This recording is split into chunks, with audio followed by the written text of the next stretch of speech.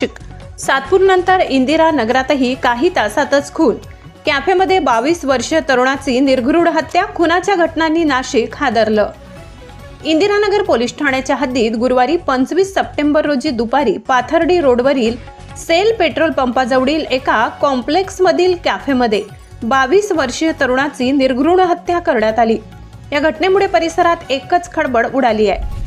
मृत तरुणाचे नाव राशिद हारून खान, राहणार अंबड लिंक रोड खाडी असे आहे. तो अंबड लिंक रोडवरील फॅब्रिकेशन दुकानात काम करत होता. गुरुवारी दुपारी कोणीतरी त्याला पैसे द्यायचे आहेत असे सांगून कॅफेमध्ये बोलावले होते. तो कॅफेमध्ये पोहोचताच 4 ते 5 जणांच्या टोळक्याने धारदार शस्त्रांनी त्याच्यावर सपासप वार केले. या हल्ल्यात तो गंभीर जखमी झाला आणि घटनास्थळीच त्याचा मृत्यू झाला. घटनेनंतर परिसरात नागरिकांची मोठी गर्दी झाली, त्यामुळे वाहतूक कोंडी निर्माण झाली होती. मृताच्या नातेवाईकांनी आरडाओरड सुरू केल्याने कायदा व सुव्यवस्था राखण्यासाठी पोलिसांनी दंगल नियंत्रण पथकासह मोठा बंदोबस्त तैनात केला. या प्रकरणी पोलीस उपायुक्तांसह शहर व इंदिरानगर पोलीस घटनास्थळी दाखल झाले.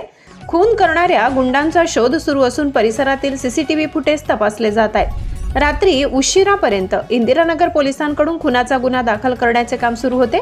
या खुनामागील कारण अद्याप स्पष्ट झाले नाही. मात्र या घटनेमुळे संपूर्ण परिसरात भीतीचे वातावरण पसरले आहे. महाराष्ट्र क्रांती न्यूजसाठी वृत्त संकलन विभाग, सिडको, नाशिक. अशाच नवनवीन बातम्या पाहण्यासाठी आमच्या महाराष्ट्र क्रांती न्यूज या YouTube चॅनलला लाईक करा, सबस्क्राईब करा आणि बेल आयकॉनला प्रेस करा.